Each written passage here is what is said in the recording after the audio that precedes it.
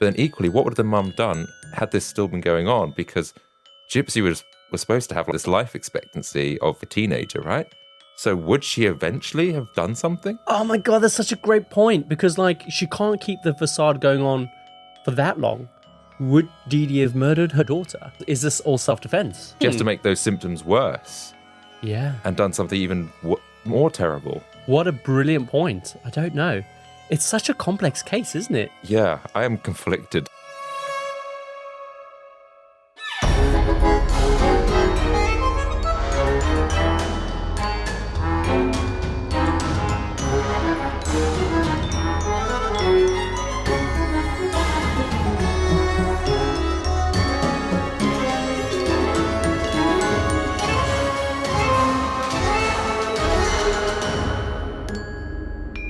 Welcome to the Compendium, an assembly of the frank reality that not every Disney princess gets a Prince Charming.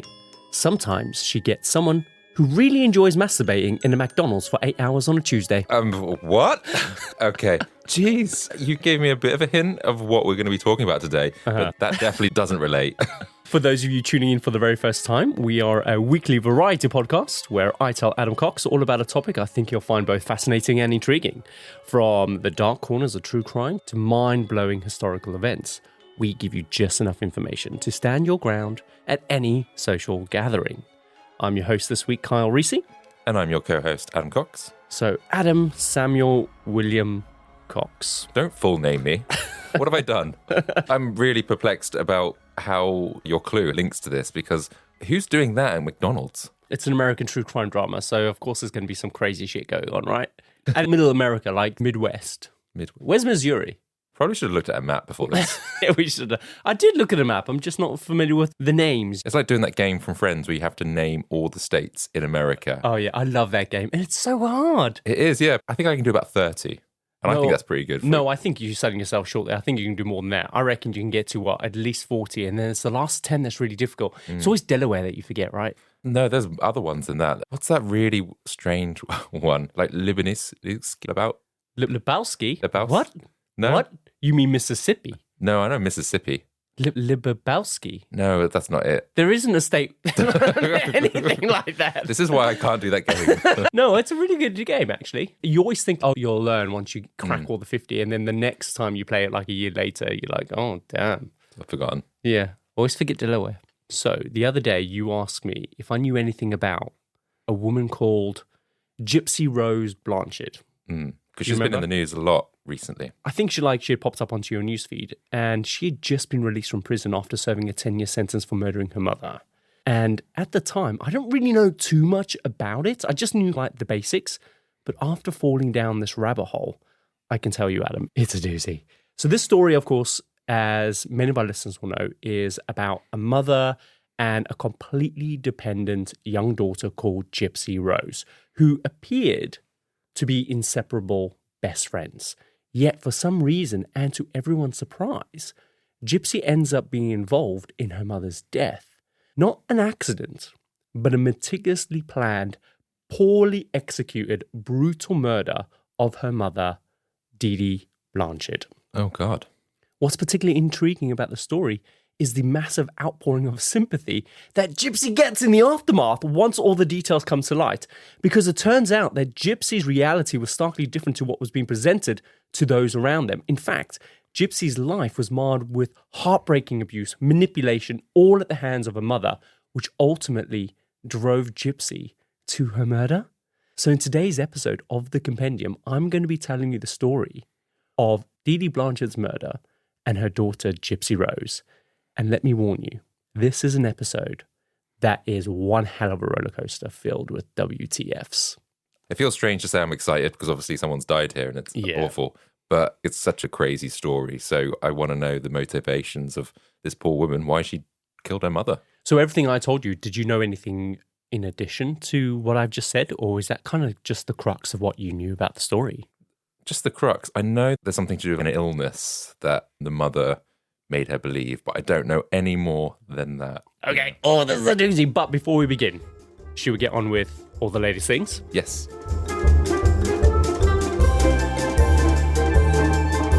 So this is the segment of our show where we catch up on all the week's happenings and share a quick tidbit of breaking news, all from the past week. So Adam, what have you got for us today? So my latest thing that I've learned about this week is about a golden doodle in Pennsylvania. What's a golden doodle, like a dog? A dog, yeah, sorry. I guess a cross between a golden Labrador retriever to a Labrador. I'm with you. A poodle doodle. Yeah, it's a dog. That's all you need to know. Okay. And this dog has put a whole new meaning to my dog ate my homework. Okay. So this dog's owners caught it eating $4,000 that was laid out in their kitchen. And they literally were like, didn't know what to do because it was torn up. There's pieces everywhere. Uh-huh. And the first thing I thought of, why do you have $4,000 just lying around in your kitchen? That's quite a lot of money that they taken out in cash. So what happened? What did they do? So the dog was obviously started to be sick. And so what they're doing is trying to retrieve the money as the dog was being sick. We'd eaten it as well. Yeah, oh, so eating it. And money's dirty, man. Yeah, and so what they had to do is they had to wait for the money to pass through its system and then piece the money back together. And apparently it didn't smell good, is what they said. No, I can imagine. So as soon as it would come out in like little bits and they'd run it under the water.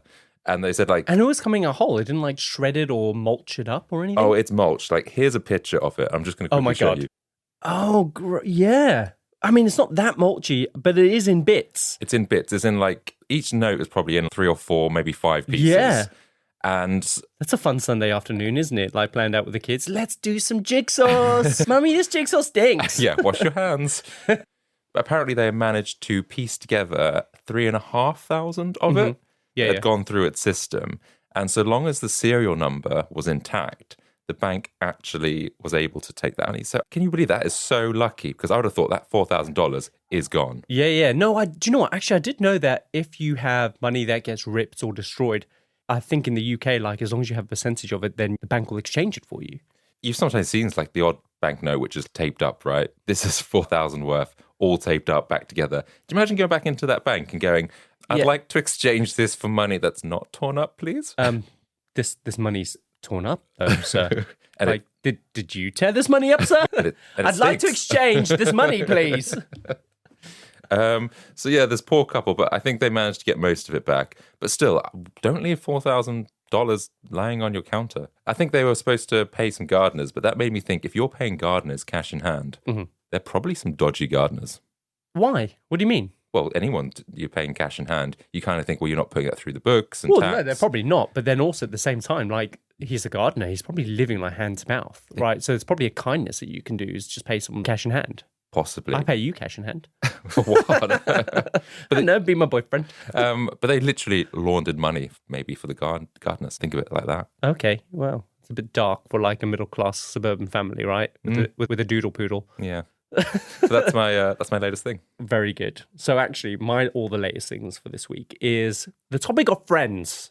I like Friends. I love the TV show Friends. So if you guys regularly listen to the show, then you'll know that we always like to throw a Friends reference in here or there because, like, we literally watch Friends pretty much every day. Like, it's a big part of our lives. I've been watching it anyway since the early 2000s. So for those UK listeners who might remember, like in the mid-2000s, there would be like a double bill on E4. Do you remember that? Mm-hmm. And then you would watch 2 episodes of Friends, and then there was E4 plus 1, which you then switch over to an hour later, and then you could watch it all again. And that was pretty much our childhood, right? Especially like when we were in high school towards entering into university. It was just Friends all the time. And actually, did they then also show it on Channel 4 as well? So you can also watch it on Channel 4 at some point as well during the day? Possibly. It used to be on like double bills. Things went on Channel 4, E4, Channel 5. It's been on various. It was mental. I think it was even on 8 times a day because it was also in the morning they would do stuff as well, which is mental. But of course, since then, obviously, Netflix and other streaming platforms have become a thing.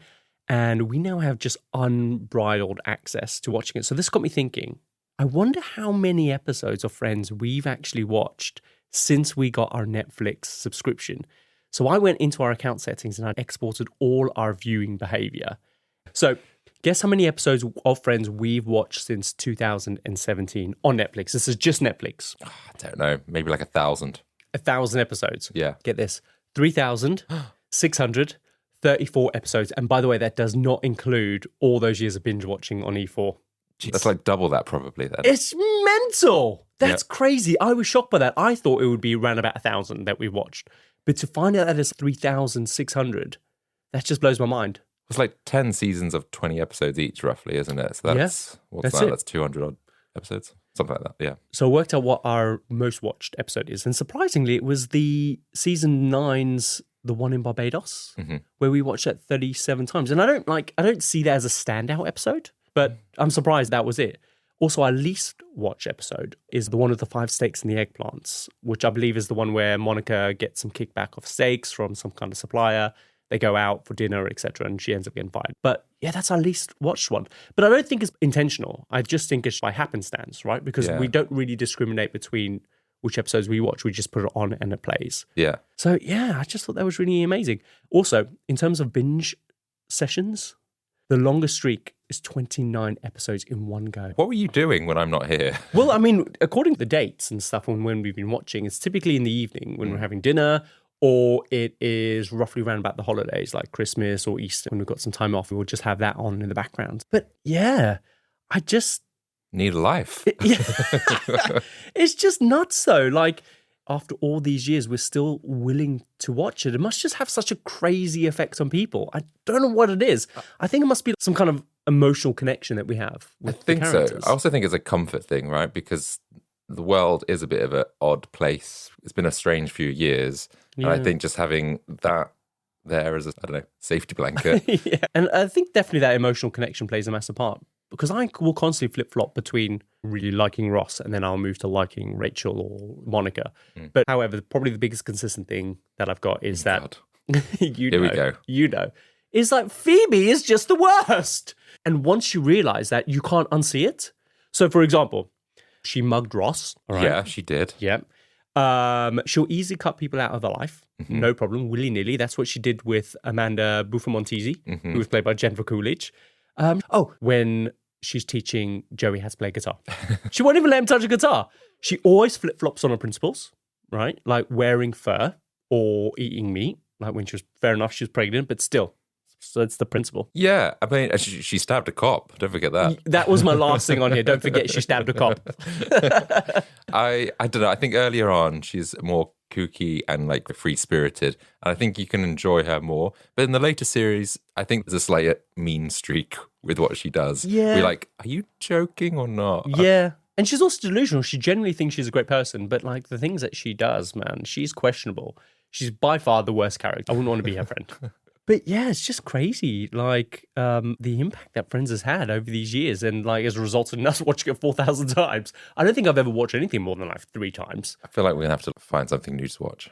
Yeah, we always say this, but then we do, and we always come back to it. It's just that comfort thing, right? Yeah. But yeah, I just want to bring that to your attention. That these are the people that you're tuning into every week. We are complete Friends obsessed, and I think we have problems. So that is all the latest things. So it's always really tough to decide where to start an episode. Do I start with some backstory, or do I start at the murder and then filling the gaps from there? But when deciding on how to start this episode, it was really easy because the backstory and the events leading up to the death of Dee Dee is way more interesting than the murder itself. So with that said, in 2015, the body of Dee Dee Blanchard is found brutally murdered in her bed in Springfield, Missouri. She had been stabbed 17 times in the back while she had slept, and her body had been laying in her bed undisturbed for several days. The reason the police were alerted was because Dee Dee had a very young daughter called Gypsy Rose, whose Facebook page had been supposedly hacked by her mother's killer, where they had posted 2 very strange and very disturbing posts to her Facebook page. The first one said, "The bitch is dead," and the second said, "I fucking slashed that fat pig, raped her sweet innocent daughter. Her screams were so fucking loud. Lol." What? I know. That is awful. So hang on. This message was on the daughter's page. Yeah. That's as if she had posted it herself. So obviously they didn't think it was her, because obviously both these posts were incredibly worrying to the family and friends for obvious reasons, but also because Dee Dee's 14-year-old daughter, Gypsy, was significantly disabled. People were concerned whether or not Gypsy was okay because Gypsy was paralyzed from the waist down due to muscular dystrophy. She was completely dependent on a wheelchair. Gypsy was also severely epileptic. She had asthma as well as sleep apnea, And Gypsy also had the intellect of a 7-year-old child as a result of brain damage from birth. That is a lot. She's got a lot going on. Yeah. So on top of all of this, Gypsy had also been diagnosed with leukemia, and she was taking dozens of different medications to help her treat her cancer. And Gypsy was also fed through a tube that fed directly into her stomach. And if that wasn't enough, Gypsy also had severe hearing and vision impairments, and it was expected that Gypsy was not likely to live past being a teenager. So when these statuses appeared on Gypsy's Facebook page, people were, of course, extremely concerned. But when police finally arrived to conduct a welfare check, they discovered Dee Dee's body in her bed, and Gypsy was nowhere to be found, leading police to believe that she'd been taken by the people or the person that had murdered her mother. Well, yeah, that seems like a logical explanation given her, illnesses. That's it. And they also knew that they needed to act fast because Gypsy's wheelchair and all of her medications were still in the house, and they feared that she may be at risk if they didn't find her soon. What are you thinking? Well, this is pretty traumatic. I did not expect it to start off quite like this. But okay. Amazingly, the very next day, police find Gypsy over 500 miles away in Wisconsin, where she had traveled with her boyfriend Nicholas. When they found her, she was wearing a blonde Disney princess wig, and to their complete surprise, Gypsy wasn't sick at all. In fact, she could walk. She wasn't 14 years old. In fact, she was almost 25. What? And Nicholas and Gypsy had killed Dee Dee and run away so they could be together. Hang on, I was just about to ask how old she's 25. She's 25 years old. She's not 14, like the whole world believes. What? I know, it's crazy. So she had nothing wrong with her at all? No. Nothing? Nothing. But she was disabled from the... Okay, you're going to have to carry on. It's a doozy. So it will later come out over the next few months that Dee Dee actually had something called Munchausen's by proxy, a psychological condition where the caregiver, typically a parent, will exaggerate, fabricate, or induce health problems in the person under their care. And essentially, Dee Dee had been abusing Gypsy by forcing her to pretend to be sick for her entire life in order to gain sympathy and attention from the people around them. And man, did Dee Dee go to some extreme lengths. So did Gypsy know that she was being lied to at this point then, or? It's so murky because she pieced a few things together. She was getting a bit older. Certain things didn't add up, but her whole life she lived sheltered under the control of her mother. And when you don't have an education and you don't know any better, and this person that you trust is telling you all these things, and you are physically taking all these medications, what are you to believe? That's just your reality, you're just in it. Wow. So, oh my God, I can't believe this. So a lot of what I'm going to be telling you today comes from a documentary titled Mommy, Dead and Dearest, which is an incredible documentary on the story, which of course we'll leave links to in the show notes. And they interviewed Gypsy's dad, Rob Blanchard, at length. And he is the reason why we know so much about Gypsy's early life. And he says that he and Dee Dee had married after she had fallen pregnant. And at the time, Dee Dee was 24 years old and he was just 17 years old.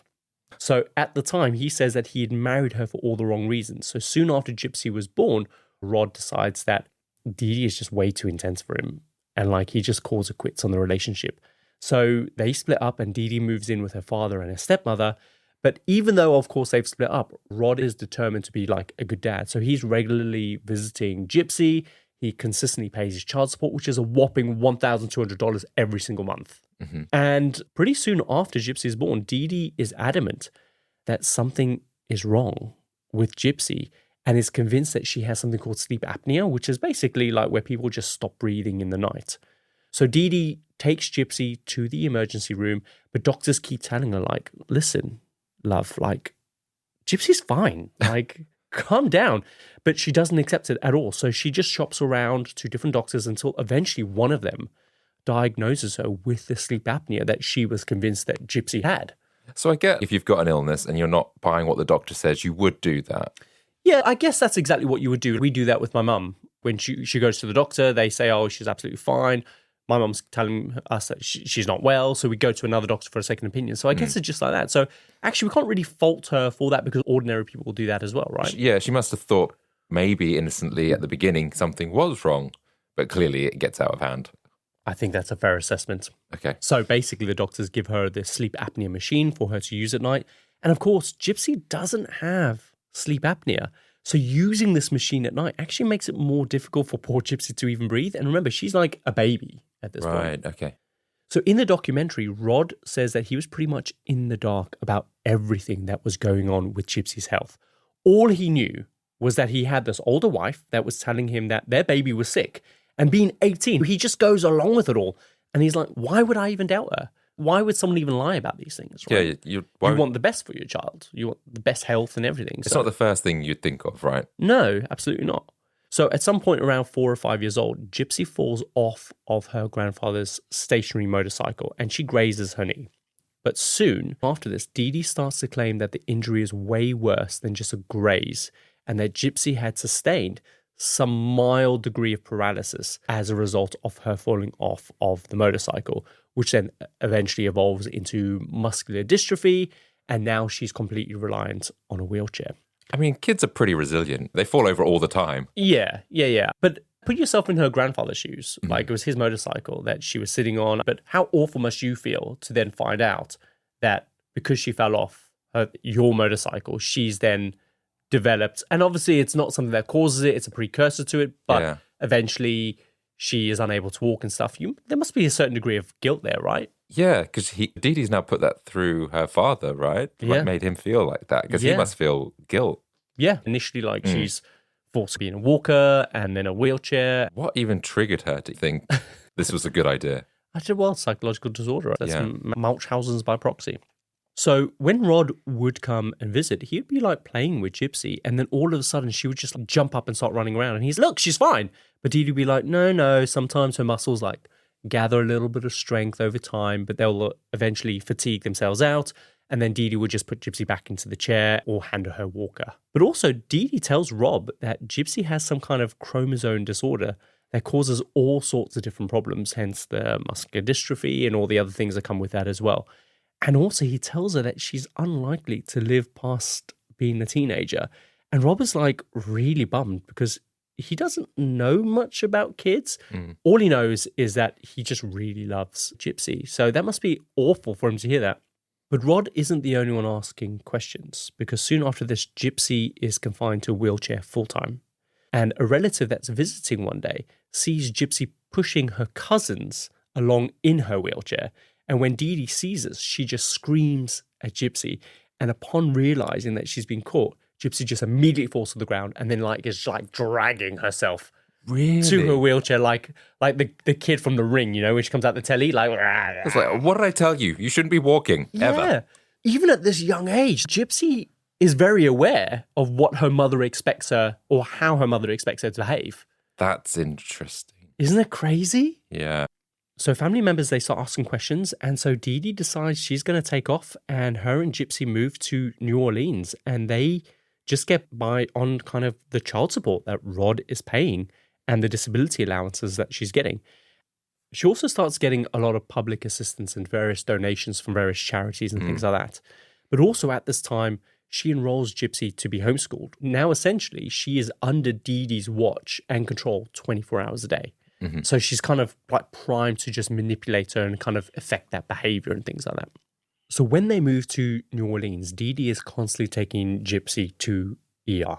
And she has a constant schedule of hospital appointments. She's getting a bunch of surgeries and procedures. And a lot of people have asked at the time, after all this came out, how she managed to convince doctors that Gypsy was ill. I was just going to ask this, because doctors have clearly consented in giving all this kind of medication or support or whatever. How have they done that? Well, we kind of alluded to it earlier on. The answer to that question is that Dee Dee would just literally shop around for doctors. If a doctor wouldn't corroborate what Dee Dee was telling them, she would just find one that would.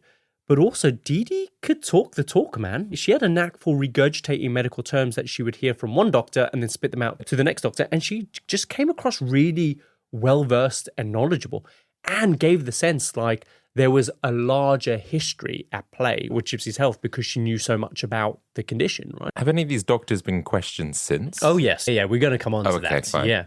So Dee Dee starts claiming that Gypsy is having these seizures, and eventually she is diagnosed with epilepsy, and she is prescribed anti-epileptic medication to assist. But the thing about anti-epileptic medication is that they cause a whole host of oral health issues. So all of Gypsy's teeth just start falling out.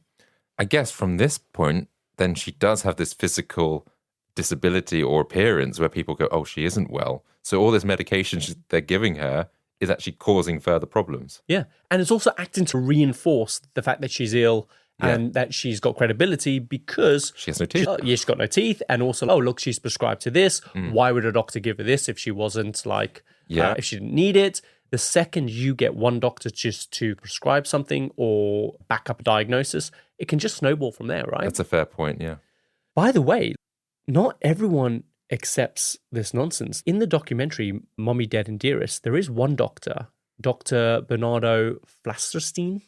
So he is a pediatric neurologist and he's looking over Gypsy and he's struggling to find anything wrong with her.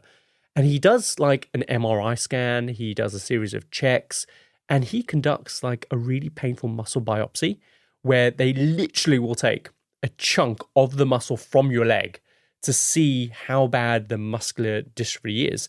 And by the way, this isn't a horrific procedure to inflict on a child because it's painful. Gypsy's literally left with a scar that she still even has to this day from that procedure.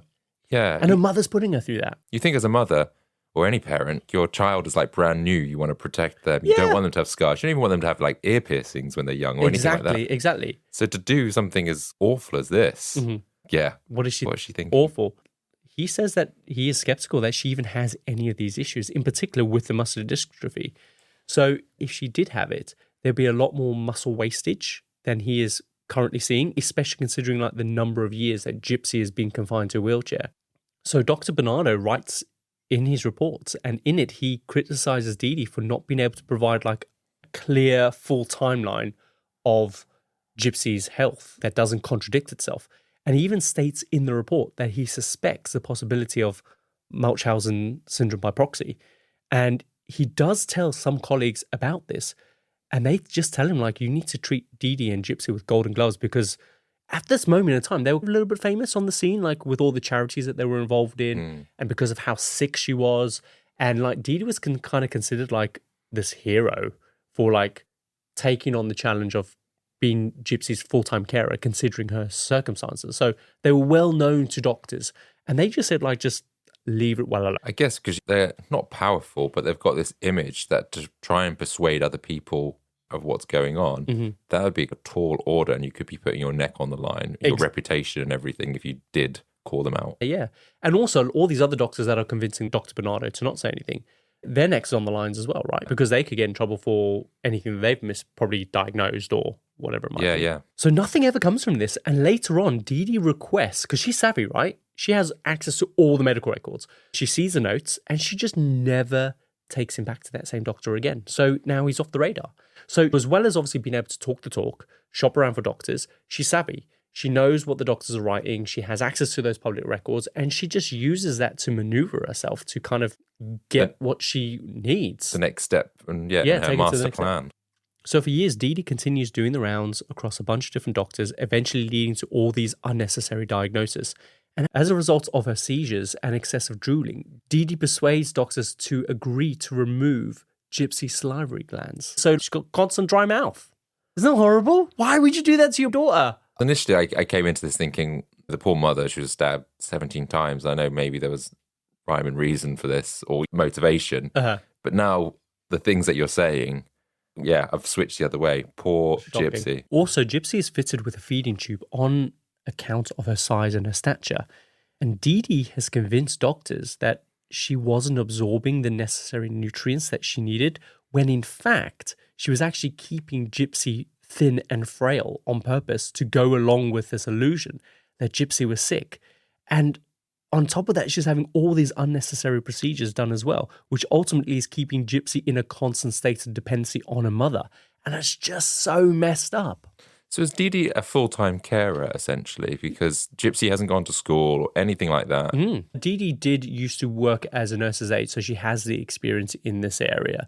But ultimately, she is her full-time carer, and she's under her watch 24 hours a day. And I'm guessing she's getting like donations from charities or other support and benefits. So she doesn't need to work. No, she doesn't. And so she's using this to live off. Yeah. And this is treating it as her job. Essentially, yeah. It's their livelihood. That's sick. So here's the kicker. In 2005, Hurricane Katrina happens and Dee Dee and Gypsy are left completely homeless after everything that they owned is destroyed. And because Gypsy is so sick, they qualify for something called Habitat for Humanity, which means this charity would pay to relocate them from Louisiana to Missouri and build them a completely brand new house, completely kitted out with everything that they need, like a wheelchair ramp, accessible amenities, a hot tub for Gypsy's muscular dystrophy, which I guess like Dee Dee will be chilling out in. Yeah, once Gypsy's in bed, she'll use the hot tub. And they also receive a ton of charitable donations, as you just mentioned. Like they go on free trips to Disney World, they get free concert tickets to plays and gigs, they're invited to attend all these different charity events and balls.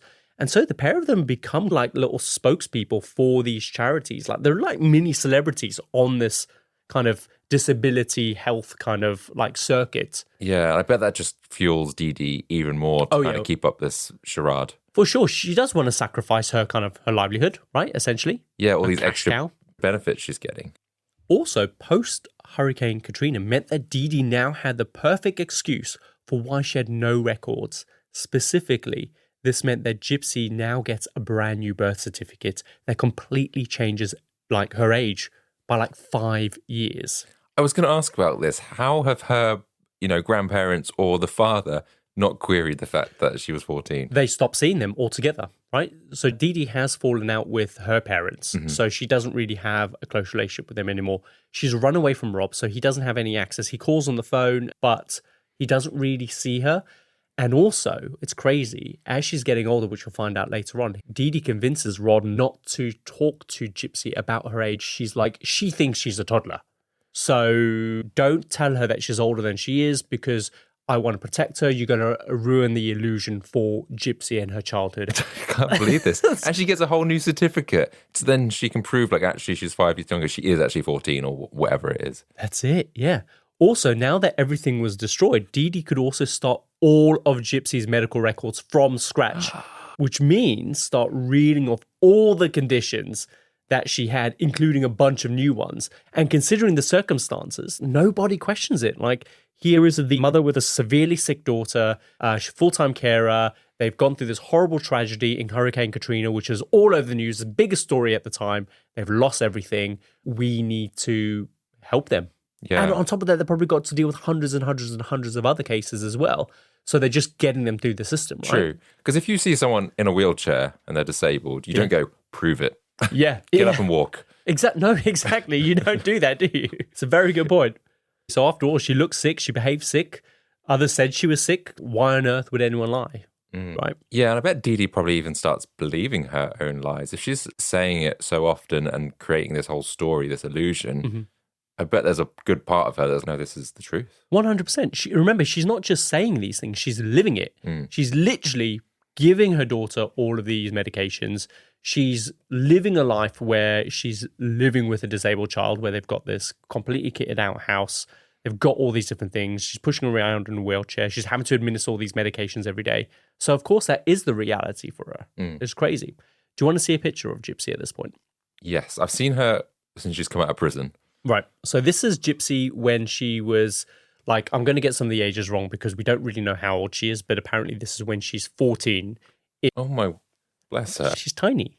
Yeah, she's small. She hasn't got her teeth, like she's poorly in terms of just her complexion and everything else and how she's dressed. I'm guessing she's got no hair, so she's got a hat on her head. She looks like a little munchkin from Wizard of Oz. She looks like an old lady. Yeah, she could easily be like a really young toddler or a really old lady. And I'm guessing that's probably because of the no teeth. That's what's giving that illusion.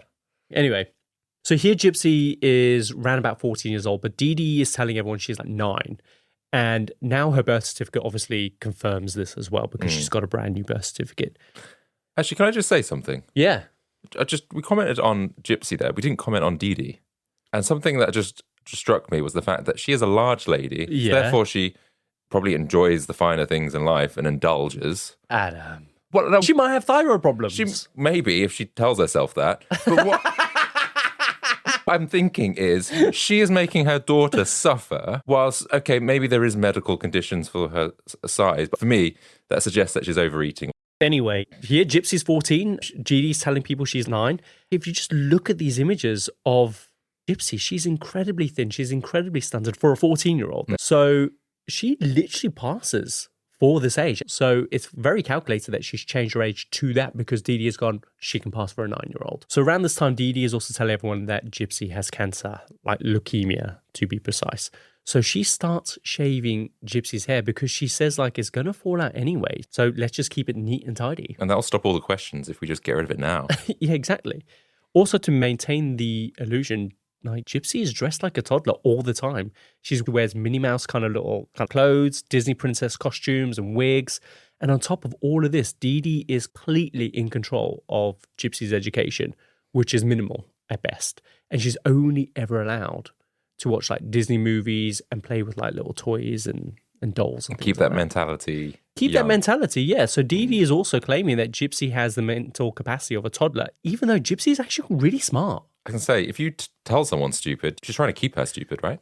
Oh, yeah, for sure, because it's in her best interest, right? But due to her lack of education and her confinement in this toddler bubble, people and also Gypsy believes it. Like when Gypsy turns 18, her dad calls her up to wish her happy birthday.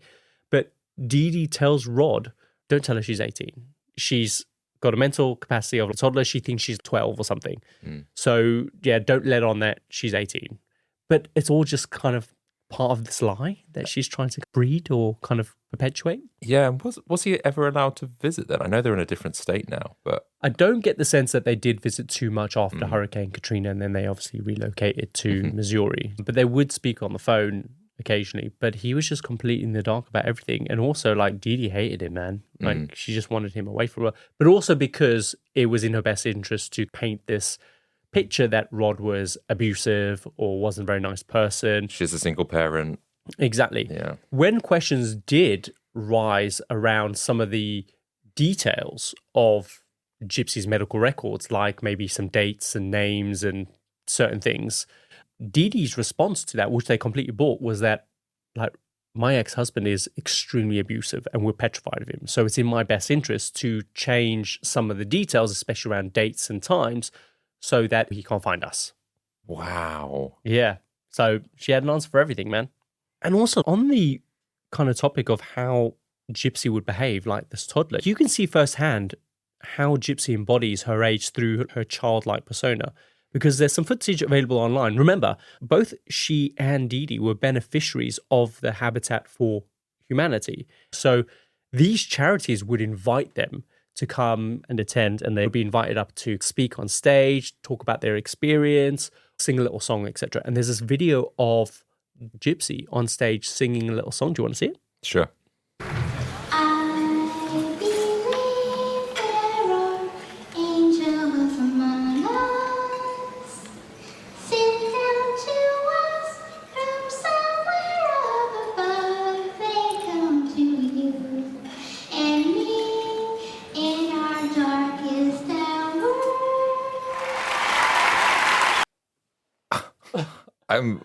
I'm in shock. So why? Tell me. She's 18 or around that age at this point. Oh, I don't know how old she is there. She could be maybe 16, but she looks older. She's got a shaven or very close sort of shave head in terms of the hair on her head and like a bow on her head. She's dressed very dowdy. Yeah. This clothes, like, even if you're ill, you can still dress in sort of modern clothes, but she's made to look more frail, I think, as an old woman. And those glasses, because this is like mid 2005 or whatever, from this point onwards, that's a very early 90s Deirdre Rashid from Coronation Street type of glasses. I know, come on, Dee Dee. You're not giving her much of a chance. She's already at a disadvantage with all these different illnesses. Don't put her in those stupid glasses. Yeah. It's horrendous, yeah. So there's also this other iconic video footage of Gypsy thanking the Habitat for Humanity charity for building them a house. And she speaks exactly like you just heard. Like, she will say, my mommy used to always show me this little house in a snow globe. And she said one day, this'll come true. And now look, you've built us that house. And it just goes to show, if you dream enough and if you hope enough, dreams really do come true. Like, she speaks like a Disney princess would speak. I don't know how I feel about that. That was surreal. Yeah. But that's how she speaks, right? And the thing that I find really hard to believe is the way that she talks. Maybe hindsight is 2020, but looking back on how she talks in these videos, I just can't help but feel that's an older person trying to talk like a young person, right? And even in that video, her facial features are like much older than a 9-year-old, even though she's being portrayed as a 9-year-old. And also her vocabulary. That's not the vocabulary of a 9-year-old. But then I think, okay, like you say, in hindsight, we look at that and go like, how could you not know something was up here? Yeah. But if I had just seen that video, I probably would not have questioned it because I'm really? Why would I question someone else's illnesses? Because I don't know the detail or what it actually does. No, you're right. Hindsight is 2020, but you're perfectly right. Why would you question it? Because we don't expect someone to lie like that. Yeah, why would you deceive us? Yeah, why would you try and make someone have a life like that and avoid them of a normal life? So here's another photo of her. And I'm not sure how old she is here, but she's definitely older than 10. This would give you a sense of just how small and frail Dee Dee has kept Gypsy. Because here in the picture, Gypsy is bathing in the kitchen sink. So she's like around about 14, possibly even 16 here. Bathing in the sink? Having a bath. How is that even possible? I know, it's crazy, isn't it? I don't know if it's a camera lens trick, but that is Gypsy having a bath in the damn sink. I don't know how tall she is, but that feels staged. Like, why you have a house, you would have bath her in the actual bath. You wouldn't put her in the kitchen sink. It might be staged. Poor girl. So during this period, Dee Dee is frequently receiving handouts through the various online applications that she is sending into various organizations like the Make-A-Wish Foundation. And they get complimentary Disney cruises, they get free trips, they get a new disability card, they get free groceries, even like monetary donations get sent to them as well. Their story is just a regular feature in the local community as well. And as a result, Gypsy becomes essentially a lucrative venture for Dee Dee. And that all hinges on Gypsy maintaining this image of being this young, adorable, and severely ill child. So you can see the motivation there, right? Something that might have started out as Munchausen's by proxy syndrome now's turned into something very lucrative and also a lifeline for them, like it's how they get their income. And you can't really go back from this. You got to run away, right? Yeah. And Gypsy, as she gets older, she begins to question her situation, which is the last thing that Dee Dee needs. And so Dee Dee is forced to become increasingly more abusive to keep Gypsy in line. Like whenever they're out in public or doing news interviews or whatever, Dee Dee would always be holding Gypsy's hand, which paints this image that they're like super close and inseparable. But in reality, it's so that if Gypsy ever says anything or acts in the wrong way, her mom would just kind of like squeeze her hand really tight, and then Gypsy would know immediately just to stop talking. Right. And because the charade of Gypsy being perpetually young, sick, and cute is now critical to their survival, it's their livelihood. So Gypsy gets older, and she starts staying up at night, which is only possible because Dee Dee takes a bunch of Valium before she goes to bed. Gypsy starts walking around, which is something that she's never allowed to do, even when she's at home. To her complete surprise, she learns that she's actually able to eat, and she starts sneaking food from the kitchen. But also, she discovers that she isn't actually allergic to chocolate or sugar, which is, to her, a massive betrayal. Like, her whole life, she has been told that she's allergic to sugar. There was this incident a few years prior where Gypsy is at a birthday party, and while Dee Dee is kind of just like talking to another mum, Gypsy takes a bite of a cupcake, and Dee Dee just screams in a panic, and she runs over to her and jams this EpiPen into her leg, which is really traumatic for like Gypsy, right, as a young kid. So ever since then, she's just been petrified to eat anything with sugar in it because she believes that she's deathly allergic to it. I wonder what her thought process was, because obviously up to this point, she knew that she could walk. She just wasn't really allowed to in public. Yeah. And the thought, I wonder what she was thinking going, I can walk, but mum tells me I can't or I shouldn't be.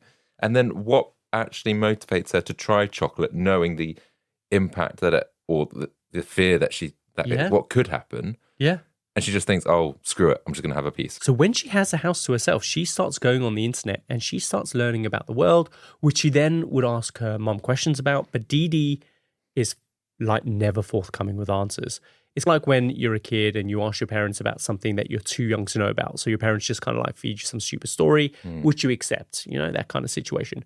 But she is now at an age where she's not falling for her mother's explanations anymore. And this really frustrates Dee Dee because she's having to work a lot harder to make sure that Gypsy behaves in a way that continues to prop up this facade that Dee Dee is trying to maintain. So when Gypsy starts acting out, being like too curious, not behaving as expected at events, Dee Dee punishes her by tying her to the bed. And sometimes she would do this for days at a time. Really? So when she gets back home, she gets tied to the bed? That's it. So when Gypsy hits puberty, she, of course, is more curious about the human body, right? Right. And she's developing all these sexual feelings, hormones, all over the place. Like, you can dress a teenager up as a toddler for as long as you want, but when sexual feelings start to bubble up, you can't stop that shit. And Gypsy starts going on these dating sites because, of course, she wants a boyfriend, right? Oh, God, is this where McDonald's comes into it? It's coming up. Okay. And finally, when they are away at a conference, she connects with someone on a dating site and she decides to catch a taxi over to their house in the middle of the night wearing one of her Disney princess wigs. Because remember, she's completely bald, right? Her mum keeps her head shaved. And while she's out, Dee Dee wakes up. She looks at the laptop. She figures out exactly where she's gone. She drives over to the house. She drags her out and shows the guy her fake birth certificate, which says she's like 12. And he's just completely freaked out because he's obviously believed that Gypsy was older. Like, Gypsy suspected she was older. She finds a document one day that places her date of birth like 1991. So she suspects, but she doesn't really know. So when they get back home, Dee Dee completely smashes her laptop with a hammer and tells her that if she does anything like that again, she's going to break each one of her fingers. And then she just ties her to Gypsy's bed for 2 weeks as punishment. Wow. That is like keeping her a prisoner, isn't it? Essentially. Which I know she's probably done up until this point anyway. So in 2012, Gypsy is actually like 21 years old at this point. And everyone thinks she's like 16. So Gypsy starts using her mother's laptop at night. And she meets a guy on a Christian dating website called Nicholas Goudajon. And Nicholas Goudajon is around maybe the same age as Gypsy. He's from Wisconsin. He has a history of mental illness. Specifically, he's got like dissociative identity disorder. And he's also like a little bit autistic.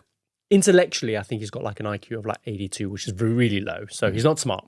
So initially, they're just chatting like good Christian folk do. And at first it's innocent stuff, but then it gets dark because Nicholas is really into BDSM.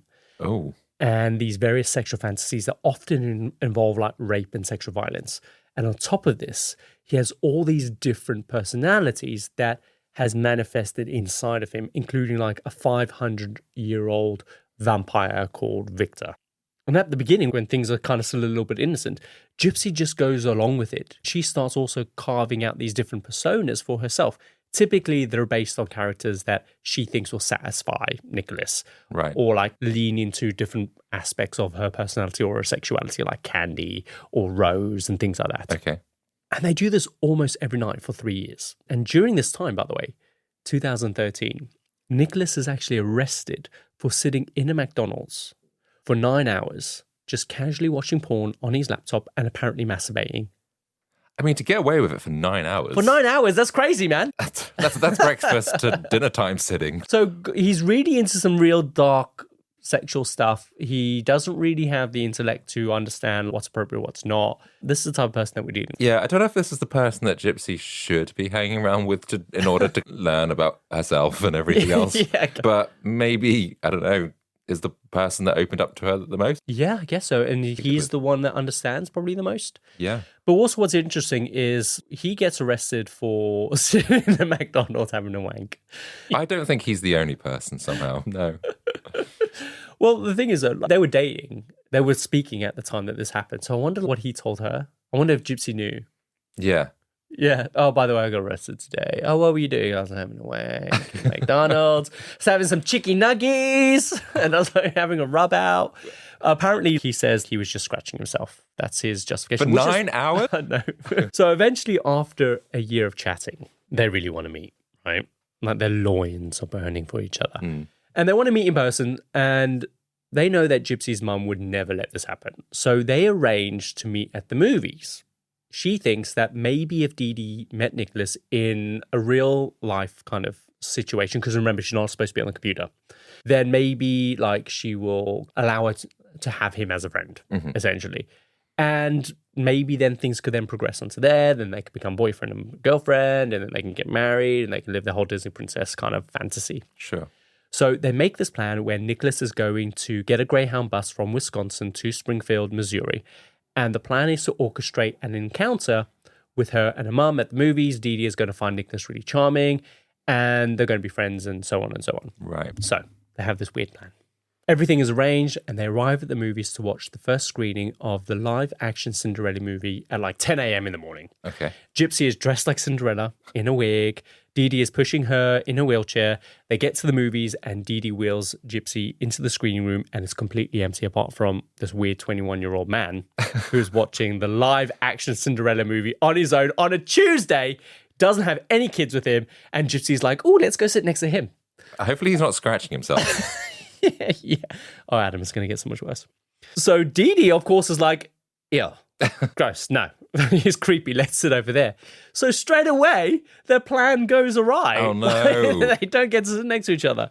So halfway through the movie, Gypsy tells Dee Dee that she needs to go to the toilet. So she wheels herself out into the foyer, and then Nicholas follows behind.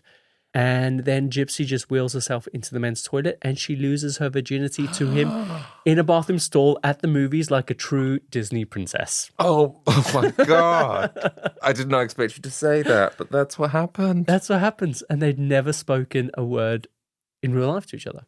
And then Dee Dee's in the theatre just going, where is Gypsy? I mean, yeah, wow.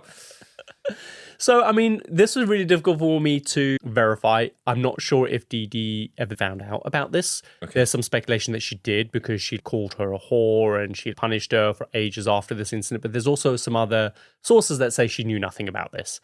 So at the end of this... I like the fact that they saw Cinderella. See what I did there?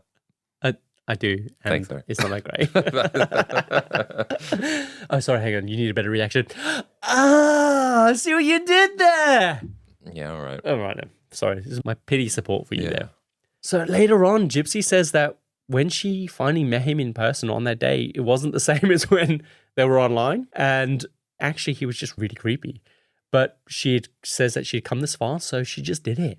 And afterwards, she just wheels her back into the screening room. Dee Dee apparently knows nothing, and Nicholas just goes home. Wow. It's crazy. It's a memorable first time. Yeah, in the men's toilet. Gross. So... yeah, it's going to stink of poop. Yeah. I guess they probably went for the cleanest stall, right? Which is going to be the disabled stall. That's always the best one to go into. Yeah. But the last thing you want is for you to kind of finish up and then open the stall door and there's like someone in a wheelchair waiting. Has it ever happened to you? No, I've never been in a wheelchair. You never go into the disabled stall? Oh, right. Okay. I thought you were asking, have you ever stumbled in on someone doing it in a disabled stall? I was like, no, I've never. No. No, I mean, I just sometimes nip into the disabled stall because it's got more space. It's always cleaner. Yeah. Anyway, this is not the end of their relationship because after this, the chats get even more intense, even more sexual, and they start making plans to be together. But Gypsy points out that Dee Dee will never let them be together ever. So in their little fantasy role plays that they act out at night, they discuss what they call Plan B, which is if Dee Dee won't let them be together, they're going to kill her. And it gets really confusing for Gypsy because this entire relationship is just played out through these different fantasies using different personas, and they all start merging into one. And it's really difficult to keep up with what's serious and what's just roleplay, especially around kind of the planning of Gypsy's mum. Right. And most of the time, she's just going along with stuff. Like, she says she never expected that he would actually do it. Right. So I get it, but... I don't know, even to joke about that, although I guess she doesn't know that her mum... She hates her mum at this point, right? Oh, she does, like, okay. She's now going through puberty. She wants to be free. She wants to be a bit more independent. She's not been allowed to. So, of course, that resentment's going to build up. And at the same time, she probably doesn't know too much about these darker emotions and feelings of resentment to know how to properly deal with them. That's true, actually. But if you go back through their messages, it's very clear that Gypsy was the one who instigated the plan. Oh. And these messages clearly show that they were planning it. Right. So she sends Nicholas some money to buy a bus ticket, and he is going to travel down to Wisconsin to Missouri, and he's just going to wait at a hotel room while Gypsy and Dee Dee are at the doctor's. And later, Nicholas gets a message from Gypsy that reads, "The bitch is going down tonight." Right. That's crazy, right? She says in the text, "Just gloves and a knife?" ? And Nicholas says, "Duct tape too." And Gypsy says, "I'll pre-cut the tape." So around 8 or 9 p.m. after Dee Dee has gone to bed, Nicholas gets a message that she's going to leave the side door open for him and to be careful because it's very squeaky and only to open it as much as you need to squeeze through. So when he arrives, she hands him the gloves and the knife, and the arrangement is for Gypsy to lock herself in the bathroom and not to come out until he knocks on the door using a secret knock that they've come up with. Meanwhile, Nicholas goes into Dee Dee's room and he stabs her 17 times. Apparently, Gypsy can hear her mother struggling and like she's calling for her daughter, but she just says she covers her ears and she just lets it happen. And when Nicholas is done, he knocks on the door as they agreed, and that lets her know that it's been done, that Dee Dee's dead, man. That, I mean, I'm not saying that she's a good woman, but that is cruel. It's horrible, isn't it? Yeah. Gypsy does show remorse in some interviews that she does later on. Like, she wishes that she didn't do this, but she also didn't know any other way of escaping. And how much did she know that she had been lied to at this point when she decided that she was going to kill her mum? I think she had a fair idea. Mm-hmm. Like, she escaped with Nicholas without any of her medications. Right. So she had an understanding that she didn't need this. She also definitely knew that she didn't need the feeding tube, and she begged her mother not to get another feeding tube. I think like the catheter bit that they plug into your stomach that has to get changed every so often. She begged her mother. She's like, "I don't need it. Please don't do this again." And her mother's like, "Just pipe down. Like, you're going to get it." So I think she had an understanding, and if she knew that she needed those medications, she wouldn't have left the house without them. Yeah. Okay. What's really disturbing is that when they were planning the murder, Nicholas says to Gypsy, "If I'm going to do this, then he," referring to the darker persona that actually commits the murder, "he is going to want to rape her afterwards." And Gypsy was like, "No, I do not want that to happen." And Nicholas was like, "If I can't rape her, then I'm going to rape you." What? And Gypsy agrees. So after the murder, the two of them take the $4,000 that's hidden in the house. Good job that poodle didn't get to it. And they take a taxi to a motel where they spend the next few nights just having sex and filming each other on their phones. And they're giggling, they're eating burgers, and they're basically just having romantic nights together. And it's really disturbing to watch considering what they've just done just like hours before. That is disgusting. What the hell? Yeah, the videos are creepy. And she's like laughing. She's like, hee hee hee hee. So the next day, they get a bus to his house all the way in Wisconsin, which is around 500 miles away. And they stay at his parents' house. And the bus driver says that when he picks Gypsy up, she was wearing a really old, musty kind of share wig. Right. And she looked like 12, but she sounded like she was 5 years old. And she had a really major attitude on her. And she was like, "I'm a big girl now." Right. And a few days later, Gypsy is really cut up about the murder. She's worried that nobody is going to discover Dee Dee's body. So Gypsy and Nicholas post those 2 Facebook statuses, hoping that it will raise the alarm. They posted that? It was them, yeah. It was from Nicholas's IP address. Right. So it's not long before the police show up. They get a warrant to access a house. And of course, they discover Dee Dee's body dead in her bed. Gypsy, of course, is nowhere to be found. And there is this rush to locate her as soon as possible because as far as anyone knew, she was extremely vulnerable. So from the neighbors that had gathered around the house after the alarm had been raised and the police were there, one of them was a friend of Gypsy who told police that Gypsy was seeing a guy called Nicholas, which she just didn't believe at all at the time. So they quickly then investigate the IP address of some of the messages they've exchanged on her computer, and they locate them just a few days later.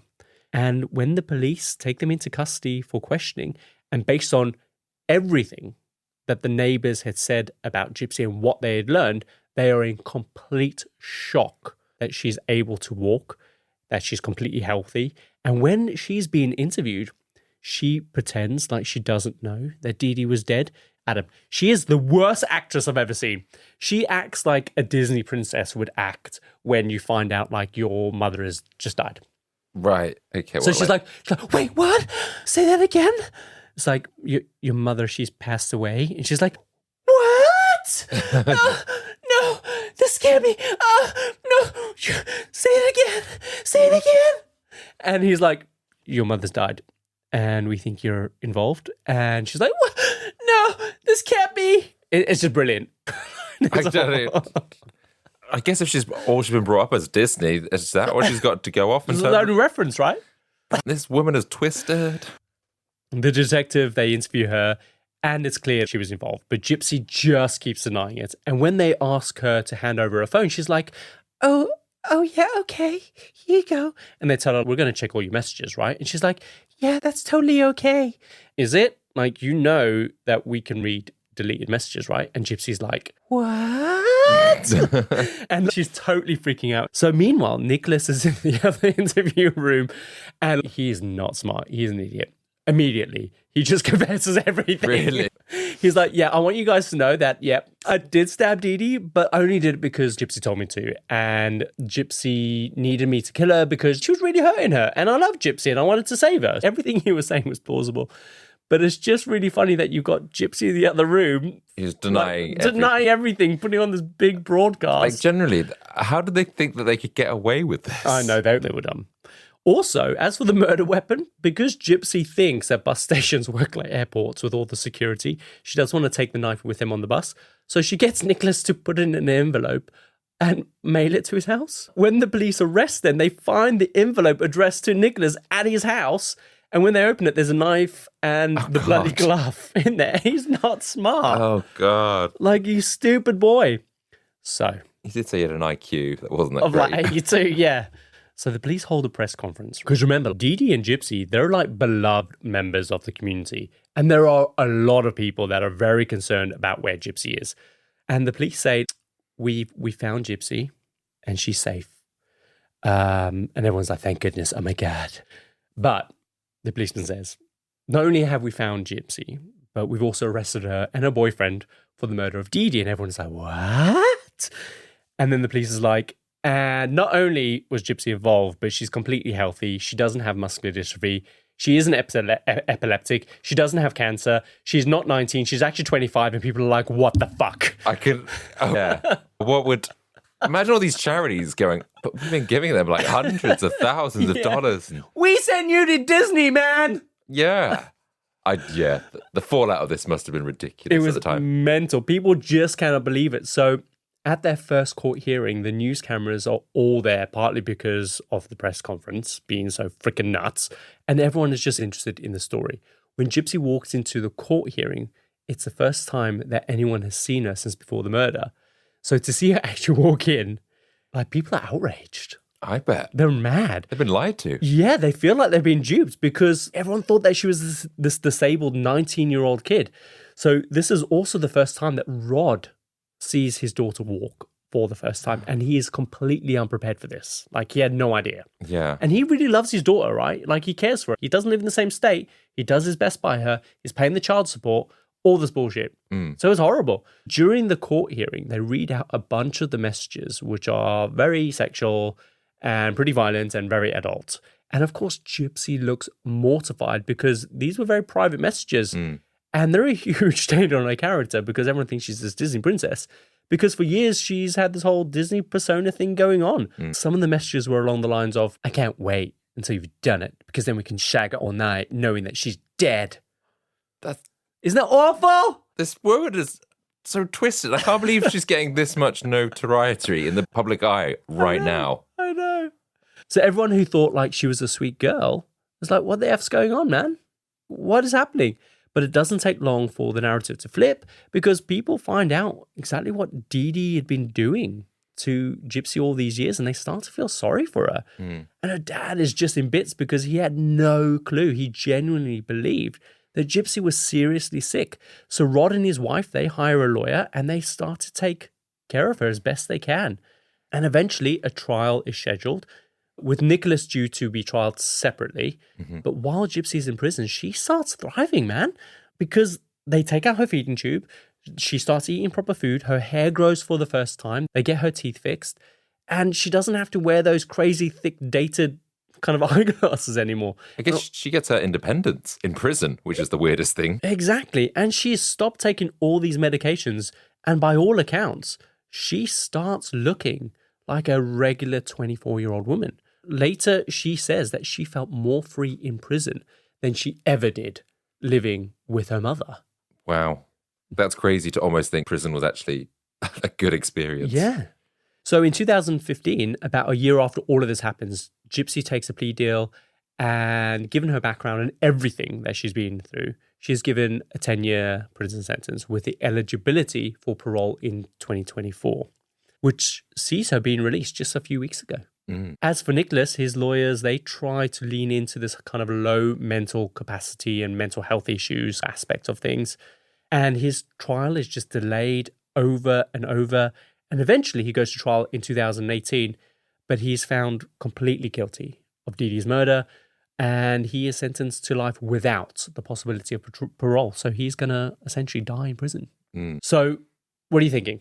Do you believe that Gypsy was a victim, or do you think that she is more culpable than she's leading everyone to believe based on some of the messages that we've read? Do you know what? After everything you've said, I really don't know how I feel about this now, because I was going into this going, oh, this is a really juicy story. And I can't help, obviously, what Gypsy's been through is just awful. Yep. And I understand the motivation why she might have done what she'd done to escape. But also because of, I think, the sexual nature with her boyfriend, and then there's just something there which doesn't sit right with me. Yeah. And then with the mother, I'm like, there's a horrendous murder, but she did do something awful to her child. Yeah. I don't think it's right. She should have gone to prison. But then equally, what would the mum done had this still been going on? Because Gypsy was supposed to have this life expectancy of a teenager, right? So would she eventually have done something? Oh my God, that's such a great point, because like she can't keep the facade going on for that long. Would Dee Dee have murdered her daughter? Is this all self-defense? She has to make those symptoms worse. Yeah. And done something even more terrible. What a brilliant point. I don't know. It's such a complex case, isn't it? Yeah, I am conflicted. So I wonder what's in store for Gypsy now. Now that she's been released, I wonder if she's due to land a bunch of media deals. I keep seeing her popping up on social media, like just doing ordinary things, like out living her life and stuff. Yeah. She looks happy. By the way, she did get married in 2022. In prison? While she was in prison. His name is like Ryan Anderson, and I think like he's a special needs teacher. So they started talking via email, and soon after they obviously fell in love, they got a marriage license, and they ended up getting married in 2022. Obviously, she broke up with Nicholas straight away after all this happened, but she looks incredible. Like she's really healthy. She's gained some healthy weight, and she looks like she's thriving. But if you want to know more about the story, then there's a great HBO miniseries called The Act with Patricia Arquette. She plays Dee Dee, and Joey King takes on the role of Gypsy. And it's just incredible, man. And they have both since got a bunch of award nominations. So it's really awesome. In fact, that's what we're going to be watching tonight. I was going to say, like, how is this not a movie already? It's a brilliant 8-part TV series. It's just excellent. And the trailers look incredible. So before we end, I just want to mention that the thing to remember that many people overlook here is that Dee Dee died, man. It's really tragic what happened to her, especially the events following her murder, because it turns out that Dee Dee was widely disliked. Her father, her siblings, they wanted nothing to do with her. When Dee Dee's mother became ill, Dee Dee was the one who was entrusted with their care. However, her mother's health rapidly declined, and there was a suspicion that Dee Dee was starving her, possibly to kind of seize her money. Like, Dee Dee had a history of stealing, man, like from relatives. She alienated herself massively to the extent where none of her family wanted anything to do with her. And additionally, when Dee Dee and Gypsy moved in with Dee Dee's father and the stepmother after she split up from Rod, her stepmother's health started mysteriously worsening. And again, it was suspected that Dee Dee might be poisoning her food with a weed killer. And so after a major argument, Dee Dee and Gypsy leave, and remarkably, her stepmother's kind of health recovers. Gets better. So that makes me think that she probably would have done something to Gypsy. Yeah. For sure. Yeah, she is a twisted woman. I don't think she should have died, but she should have gone to prison to rot. That's it. I agree with that. So her family, they hated her. And after Dee Dee's murder, nobody came forward to claim her body or to pay for a funeral. Wow. So she was just cremated by the state. And they sent Dee Dee's ashes to her parents, who deliberated on what to do with them. And in the end, they decided to just flush him down the toilet. And that was the end of Dee Dee Blanchard. Wow. That was a roller coaster. I can't believe the story. You just couldn't have made that up, I don't feel. What was the documentary that you mentioned earlier? So that was Mummy, Dead and Dearest, which was a brilliant documentary on what happened. And also, if you are a fan of Dr. Phil, then there's a really brilliant, hard-to-watch interview with Gypsy while she's still serving time in prison. And it's unnerving because Dr. Phil doesn't show her any compassion at all. And he plays like a bunch of footage. He just stares into her eyes while she just breaks down while she's watching it. Dr. Phil's sadistic, man. But he asked some really compelling questions like, how did you not know this was happening? Like, why did you choose to do this? Was there another way that you could have gotten out of this? Yeah. Could you not have called your dad? But all due respect to Gypsy, she answers as frankly and as honestly as she can, exactly the way that she sees it. I feel like it was a super honest interview. So it's definitely worth watching because even though like you will question some of the things that she says, I don't believe for a second that she was lying or like she was trying to mislead us. That's my opinion. Loads of other people completely disagree with that. But yeah. And then, of course, I mentioned the miniseries based on the story called The Act with Patricia Arquette and Joey King. So yeah, definitely worth watching. I just don't know how I feel about her. It's weird because I feel sympathy, but how much remorse? If she's now in the public light again, I just don't know if I trust her. Yeah, it is. It's a strange one, isn't it? Yeah. Like, I am really intrigued to follow her on social media. She has a great innocent look. Like, I feel sorry for her story, but yeah, like, it's mental. After you know of how everything went down and the planning, yeah, it's a bit... It feels like if she had acted out in rage or something she found out and she did it on her own and it wasn't calculated with another man, I think I could sympathize with her a lot more because she just got to a breaking point. But because there was this, I don't know, plotting, it just feels... Premeditation. Yeah. Yeah. That's it. And that is the story of Gypsy Rose and the murder of Dee Dee Blanchard. Should we run the outro? Let's do it. And so we come to the end of another episode of the Compendium, an assembly of fascinating and intriguing things. If you found today's episode both fascinating and intriguing, then subscribe and leave us a review. Don't just stop there. Schedule your episodes to download automatically as soon as they become available. We're on Instagram at the Compendium Podcast, so stop by and say hi or visit us at our home on the web at thecompendiumpodcast.com. We release every Tuesday, and until then, remember, sometimes the most twisted tales are hidden behind the most innocent smiles. See you next time. See ya.